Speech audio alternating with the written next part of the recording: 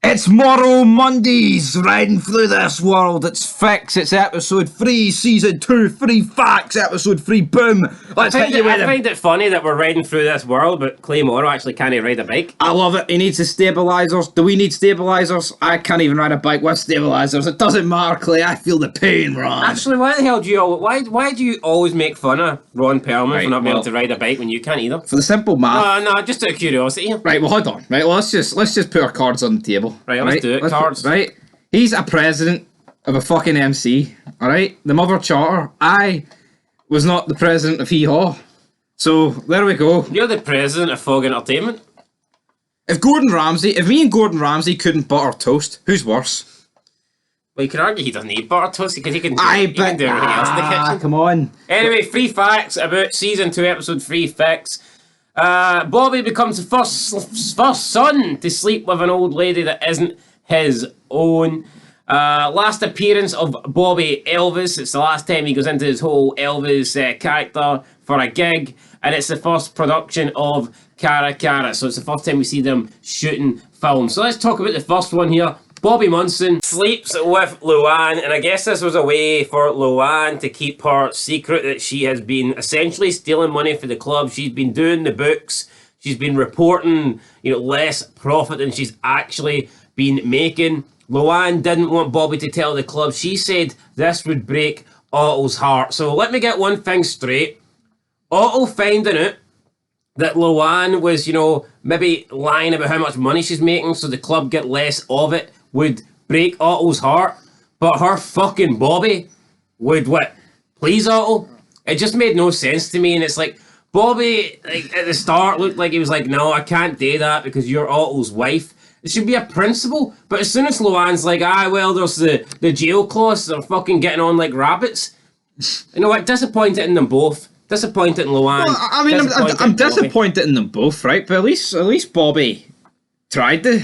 No, fuck that. I think he was more concerned about any blowback that would happen to him. Anyway, talking about blowback due to this, I tell you what, this is actually a pretty... See, as a throwaway scene this was, technically what it is, see in a few seasons' time, this is a big deal. Yeah. That's what I like with Sun. See, you think about it, you might think, one wee death here, or one wee sex relationship here, but, seasons later, it's having major effects. But let's talk about the second fact. Again, talking about Bobby Elvis, it's the last appearance of him. I tell you what, at least Bobby just, he chose to step down. It's not like he died on the toilet taking a shit. So exactly. I think Bobby Elvis had a better ending than the actual Elvis. And the third fact, it was the first time that Cara Cara was really up and running. The first time Luann was back in business, doing what she does best. No matter what you want, shooting sex scenes, aye. Exactly, and it was the first SAMCRO production. Because, of course, they're business partners. Woo! And we kick off the episode, Bobby, my beaver. You know what, it's actually sad this is the last appearance of him, because I like him singing. Yeah, I wonder why. Maybe it's just because the show gets serious quickly and... Remember, there's a scene where he's in jail playing the banjo, like sit in the jail cell beside Juice, but that's as good as it gets. But we see Gemma and Clay. Season 4, episode 10? No, 11. It's around that period. Could be 13. Is it fuck 13? Might be 13. I'd say 10, but anyway, let's move on. I digress. It ain't 10 because Bobby gets arrested at the end of 10. Alright then. Time for you to make a list, Bobby. Anyway, it's time to watch Meek Men because of a porn production here with Juice and Chibs watching. Chibs is eating his nacho, I don't know, like Doritos. Juice is kind of just sitting there like a spare dick at a wedding, isn't he? Chibs is into it and Juice is kind of like not really into it. I think Juice has such a minor role in the first couple of seasons. Yeah, he feels like a prospect to me. He does. He feels more of a prospect. He's here to hold Chibs as fucking chips. He feels more of a prospect. Chibs is chips. He feels more a prospect than actual prospect. Well, absolutely. Lila, though, shoves the bottle up the guy's ass. It ends, and then Chibs goes ballistic. Cheap pop, but it's not quote of the episode for Chibby Boy just yet. But Clay wakes up. He gets his newspaper. He's questioning why Gemma's sleeping on the couch, brother. Why are you not sleeping in The guy that can't ride a bike's best. Well, that's exactly why, brother. And then she's in pain. She needs time, not medication. Clay's like, how much more fucking time, big man? And she storms out, and Clay grabs the newspaper, does his best Jeremy Kyle impression, and he wings it at the bird. And the bird no-sells it and kind of just flies off. Is it not weird, though, that she's just got birds flying about the kitchen? Shitting on his food? Wonder, he can't ride, but wonder if he can cook. She comes home and there's a fucking bird in the oven. African crow fucking for dinner. Oh, I mean, well, that'd be brilliant, wouldn't it? Aye. It would be brilliant. We've got Jax and Tara out in the countryside, writing poems. She's talking about vegetarian this year, and she's like, oh, I could really go for a steak. And Jack's like, I got this steak right here. And then he gets a phone call, because guess what? It's all kicking off, because Clay has put Bobby as manager at Cara Cara, because he's sad Elvis. He did look very sad, didn't he? Well, it's because he's broke. He's broke financially. He says financial problems are beginning to get to him. Clay's like, you know what? Why don't you take a piece of action up at Cara Cara? Bobby's like, to make a salary. Bobby's like, whose side am I taking out of? And he goes, not ours. I mean, what? I don't think that was fair for Clay. Why not just take it out? Just take it out just take the salary out of the business and then split the remaining 50-50. It's not fair from Clay, but what we know what Luann's doing, in hindsight, Clay doesn't know. Clay doesn't know that? But I mean, then again, like, Clay's president, Luann's just a slag. Clay should be able to do what he wants. If he wants to hoover 100% off Luann, why not? Alright, or just kill her and take the money. Well, yeah, exactly. But Unser shows up asking how Gemma's doing. He's like, you're beautiful as ever. He's like, I'm just getting my tyre pressure checked or something. Real cop work here from Unser. I mean, he spends more time at TM than Piney. He spends more time at TM than he does the police station. I think Piney's been vanished for TM ever since that phone call. Aye, Piney's not been allowed to use the landline ever since contacting Nate. And you know what? Rightfully so. Yeah. I'm going to allow him back at TM, man. He's banned for using the landline. Tig shows up, kind of startles Gemma. There is kind of like the illusion maybe that Tig overheard the conversation. Yeah, could you see Tig like he's leaning, like, you know, he's like approaching, he's kind of there, engaging in the conversation with his ears, listening. But no quite. Interacting, but he's like, I don't know. He's probably turned on, the fucking freak. Anyway, Sobel, he's talking to Hale, he's showing him pictures of Clay, Unser, and the 1-9ers, and this is very incriminating for Unser, isn't it? It doesn't look good. I mean, you see Clay, you see the Niners, and then you just see fucking Unser in the middle of them. But I like Hale here, he sticks to his guns, he's like, I'm not going to get rid of one. But they say a pictures tell 1,000 words, does it really?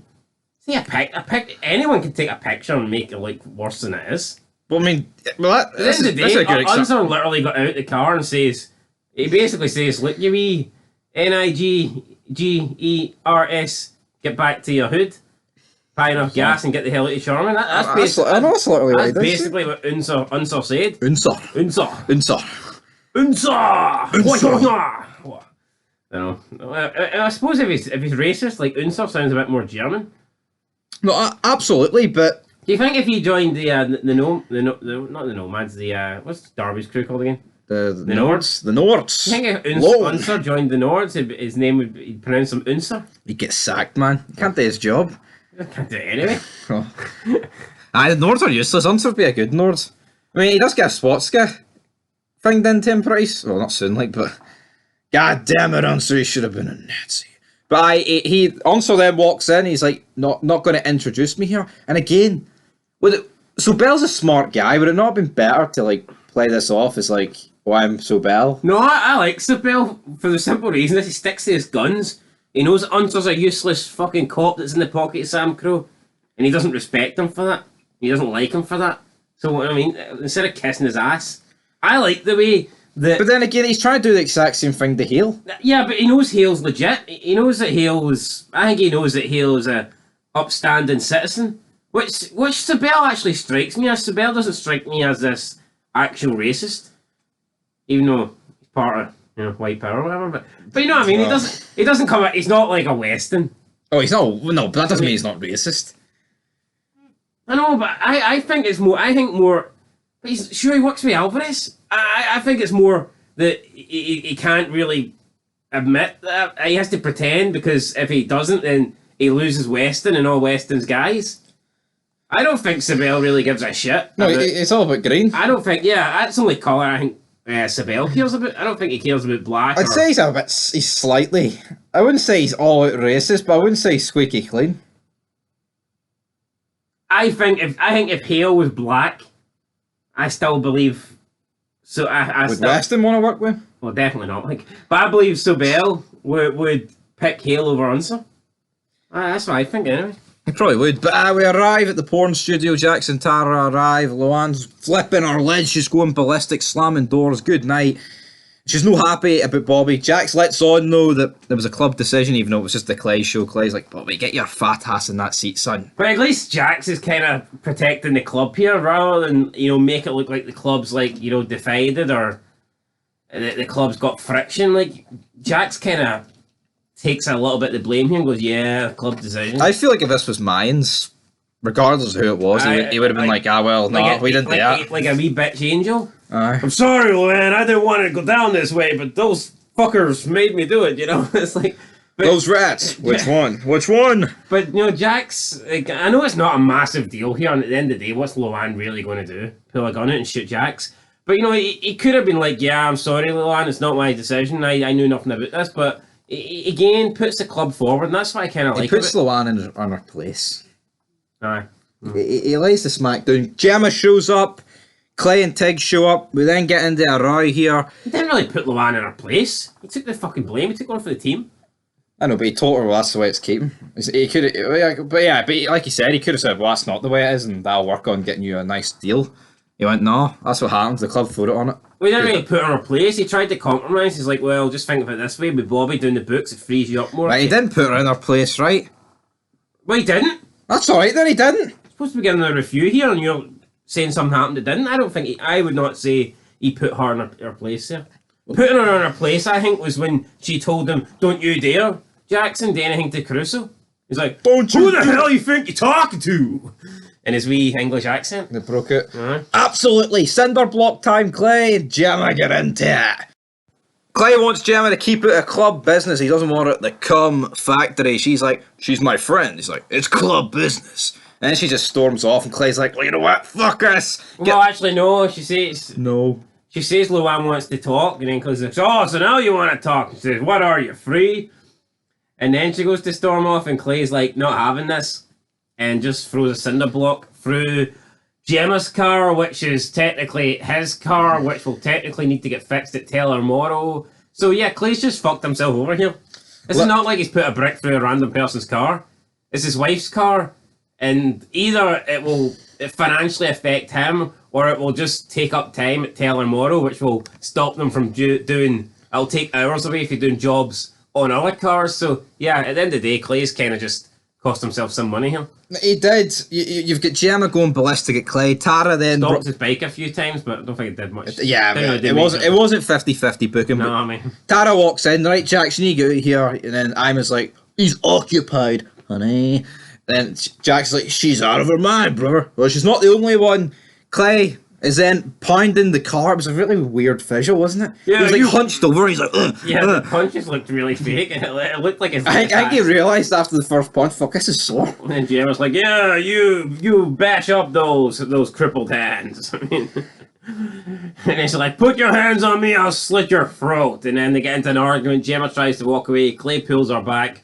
Gemma shouts, don't you touch me! And then Jax is kind of like confused and looks at Clay. He's like, what the fuck have you done, Clay? When in reality, Clay's actually the good guy. He hasn't done anything. He's done it. Well, maybe a prick in later seasons, but at this point, he's actually... He killed... He destroyed the car, man. He did, actually, destroyed Opie's family as well. Could have been a spider on that one day, man. Squished. But you know what? I think we don't do scene of the episode, but I'd say this was scene of the episode. That was good. Half-sack and Opie, though, they're at the mill and they discover this guy for Fast and the Furious. Yeah, they're like, oh, who's this guy dealing drugs and charming? But are they going to go over and confront him straight away? No, they have to go and put their patches on. I mean, I thought this was a bit childish. Like, did they really have to go and put their cuts on? And plus, if Half-sack puts his cut on, it's his prospect. Would he not look tougher? Exactly, that's what I thought. No, but would he not look a bit more intimidating? Like, I don't know, I mean... It's obviously to send a message, because... He'd be better off putting his boxing gloves on, rather than, his prospect cut. It's obvious to send a message because, like, then they'll report back to Darby or whatever and say it was SAMCRO. Like, if they're not wearing, I get that, but yeah. But then they stop in their tracks because when they're about to approach this guy, they see some Nords backing him up. I say some Nords, there's 4 to be exact, and they're armed with guns, and Opie and Halfsack are just armed with crowbars and a hammer. And Halfsack goes, he's pretty good with a crowbar, but he doesn't know if he can deflect bullets with it. Which was a very good line, and you know what? I think if Halfsack's no there, Opie probably tries his best to deflect bullets with it. Oh, he just takes the bullets. It's not like he's afraid of. I know, It's not. We've seen in recent times, like, Opie will just, he'll happily, put his body on the line, he'll put himself in danger. But they do report back, and essentially the club decide, well, you know what? Why don't we let the police do their police business? Clay doesn't really think this is a good idea, but Jax thinks that they should try and avoid conflict. Jack's still trying to do his best here to avoid any sort of conflict. I don't care what side of the coin you're on here. It is the most logical to use Hale here to see what side he's truly on. There's no reason not to do it. Yeah, but Jax, Clay wants to use Hale. Jax says there's no way Hale is in power with the white power. And then Clay says, well, we'll find out. So yeah, I mean, better off going with Hale. You go with Unser. It just makes no sense though. Like, why would Jax be against this? I can understand why he's skeptical about the fact that he actually has. I mean, if they told Unser would probably want to put a cut on and rock up to the warehouse and blow it up with the club. Where we're going, lads? Let's go tonight after dark. Then Clay does tell Unser though about the fact that Hale might be dirty, and he warns him about Sobel, and Unser mentions the fact, he was in my office, or well, he's in Hale's office. So they're piecing it together here that White hates in town and Sobel's a bad guy. Yeah. Then we have Hale going up, and he meets with Darby. Darby reaches into the car to pull something out. Hale sees this, puts his hand on the gun. We're getting ready, but Darby then looks at Hale, and I don't think Darby had any intentions of shooting him, but the way he looked at Hale, it was almost like he might have. He thought he could have got away with it. Like, and then he pulls out a voucher and he says, like, this is courtesy of Sobel, and he gives him it. It's $150 for the grand opening of the cigar shop. Impeccable Smokes. Impeccable Smokes. Hale's raging though. He goes to Impeccable Smokes. He demands answers from Sobel, and then Sobel says he hates drugs, and the reason why he got dragged off the couch and into the streets, in his own words, because his wife was killed in a drive-by shooting. And I like this explanation by Sobel. It's the first time you see him get emotional. But you know what? Hale bought it. He bought it like a bit of chicken got wolfed down by a dog, didn't he? Maybe he didn't buy it. Maybe he just genuinely believes it. Again, if Sobel was so bad, well, why would he care about Sons of Anarchy? You know what I mean? Like, I don't think race is his major plan here. I think he genuinely does want to get rid of gangs and criminals. And he's being used to do that. But after this, Hale rings Jackie Boy, says, "Ain't nothing out by the streams. Just a little house, sugar red house." And then the club kind of come to the conclusion that this means Hale is in bed with. I don't think that means that at all. I just think it means Hale's sitting on the news for now. He's like deciding what he's going to do. Then he shouldn't have phoned him. True. But then again, how long can he sit on it? Well, Unser's been it's not like Unser's been sitting on shit for 20 odd years. So, I mean, well, that's true, but is Hale not allowed 20 minutes to digest things? He didn't take any money. But then he could have just took 20 minutes and rung them. I certainly don't think he's in Sobel's pocket here. I wouldn't jump to that conclusion. He's not in his pocket, but he's like half hanging out the pocket. And what if he was? He's a bump away from falling out the pocket. But the Suns are making it, that's terrible. Police in bed with white power. The Suns are not in bed with you guys. I know, because see at this point, what have they done that's worse than SAMCRO? Well, that SAMCRO know of. Sure, SAMCRO have done a lot of shite things. Like, realistically, all these ones are doing is selling drugs. You sell guns, it's like the same fucking shit. I mean, I would argue drugs is dirtier, but it's not like guns are great. No, I know. It's not like you are selling both comic books. Both criminals, like. Exactly. I never really got that argument. Why is guns so much worse than drugs? You're still going to get done. Yeah. Gun running's pish as well. It's not exactly great, but SAMCRO head to the meth lab. They basically... Well, Clay doesn't really give a shit. No spoilers, like, but if the money's there, then...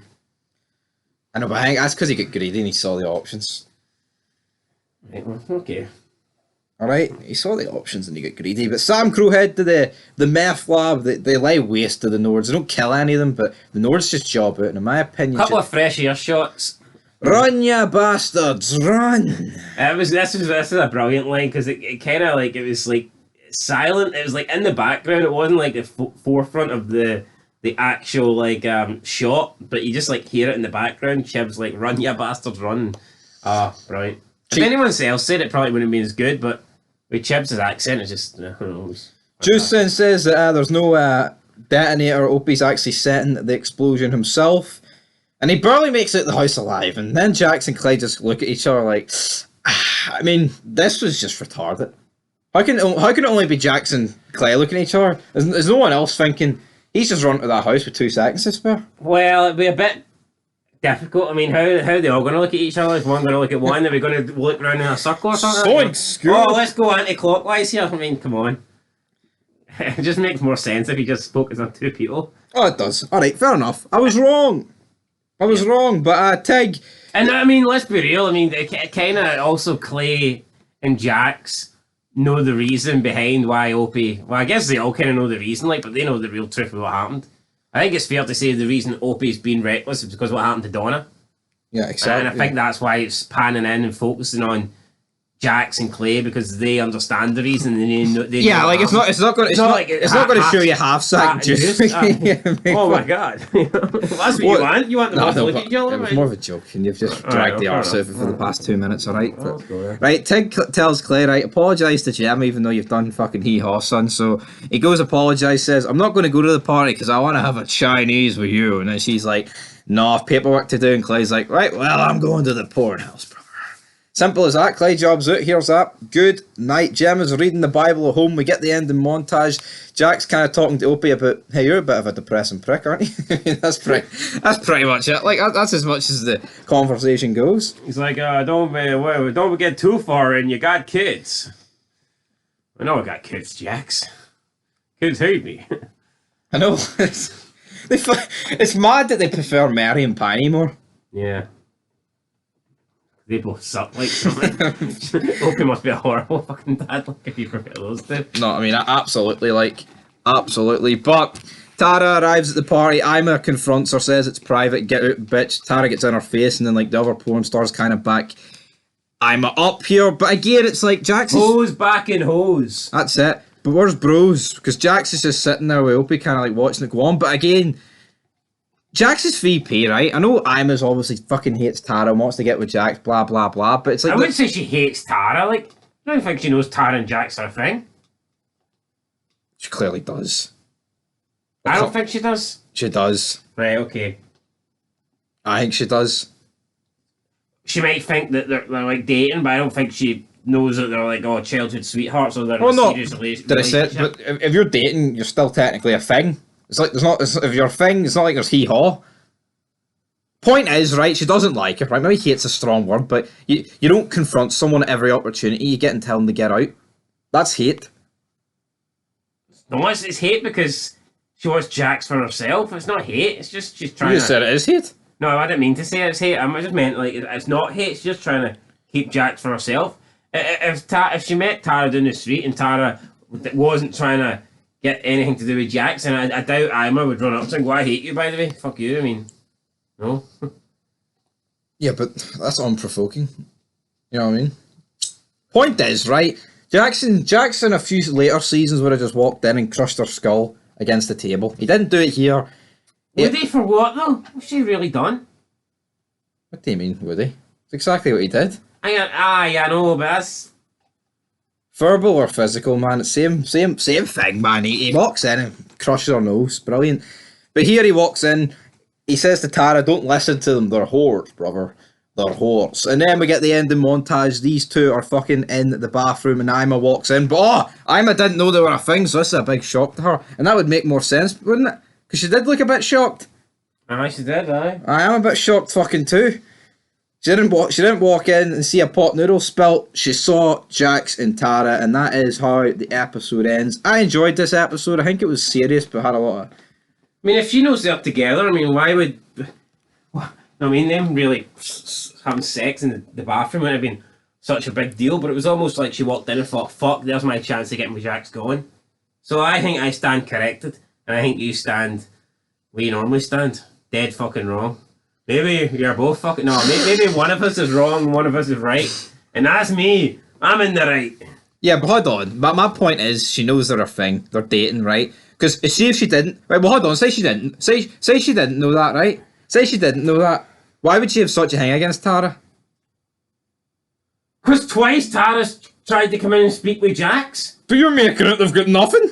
She thinks they've got nothing. She probably thinks Tara's just another chick trying to fucking get into the whore business and trying to get with Jax, and she's like, no, I'm going to get with Jax. I disagree, but anyway, right, we have to give the MVP of the episode. We're giving it to Gemma.